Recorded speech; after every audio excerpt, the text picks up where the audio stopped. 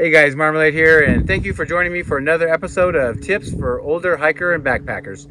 So, on this one, I want to call this one Small Tips That Add Up. And what does that mean? I'm going to give you a bunch of smaller tips for you when you're older, it adds up. The first one is what I did when I was a brand new hiker. So, not only was I new, so this overlaps to my newer hiker series, but also I was an older hiker at the same time, is start out with shorter.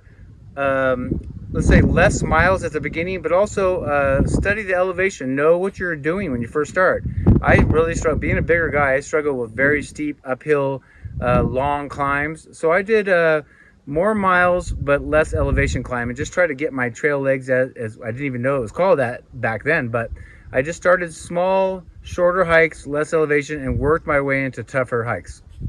The second tip is dress appropriate for your hike. So sometimes you don't know what's going to happen, but you can check the weather ahead of time and bring enough kind of layers in order, whether it's, obviously if it's going to be warm, you don't need that many layers. I use like a light long sleeve hoodie in the morning to knock off the edge of the cold. But after that, usually I'm in short sleeves. Unless it's going to be really hot, then I keep the long sleeve, has some UV protection on there. But when it's going to be colder, possibly rainy, bring layers. That way, you can take off or add depending on how it's going to go. And obviously, if it's going to be maybe possible inclement weather, you want your rain jacket to be your outermost layer.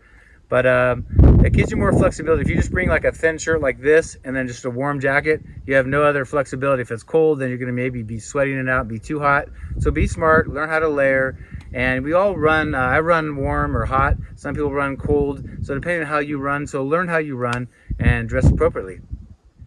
Okay, so number 3 is hike at a pace that is comfortable for you. So we're all different. When I have a full backpack on and I'm doing the Pacific Crest Trail, I hike between a 2 and a 3 mile an hour pace. I've hiked faster.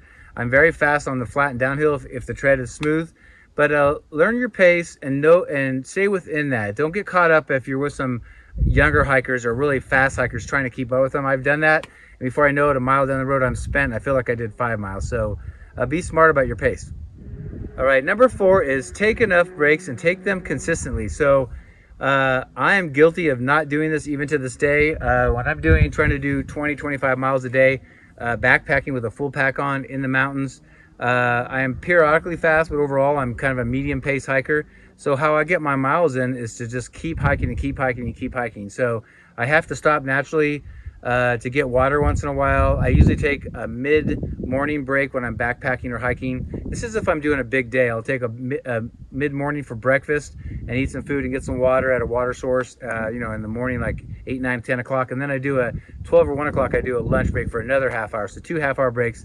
But when you're stopping for water on a longer day, 3 or 4 or 5 times, those end up being breaks for 10 or 15 minutes. So those end up being breaks, and I can eat something real quick. If you're just a hiker, and depending on your fitness level and your age, like set a goal. I'm going to stop every hour or every 2 hours, depending on how fast or slow you hike and how long your overall hike is. If it's 8 mile hike, stop every 2 miles and just go. I don't know if it's going to be an hour or 2 hours, but when 2 miles comes in, we'll stop and know what you need. That not only lets you rehydrate, but refuel with some food.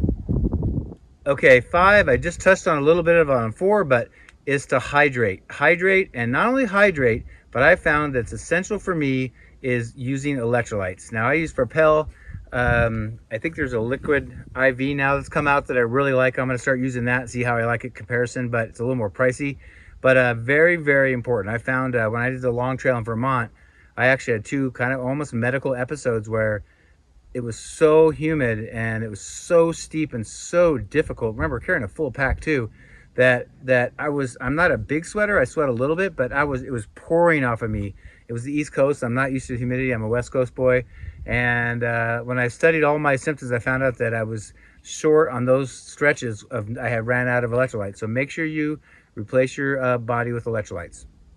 All right, the final and 6th one that are small tips that add up is to listen to your body, right? It doesn't matter if you're 20 or you're 60. I happen to be 60, but some days are good days, some days are bad days, some days the train's not to your liking or difficult or the tread's really rough, whatever. But listen to your body.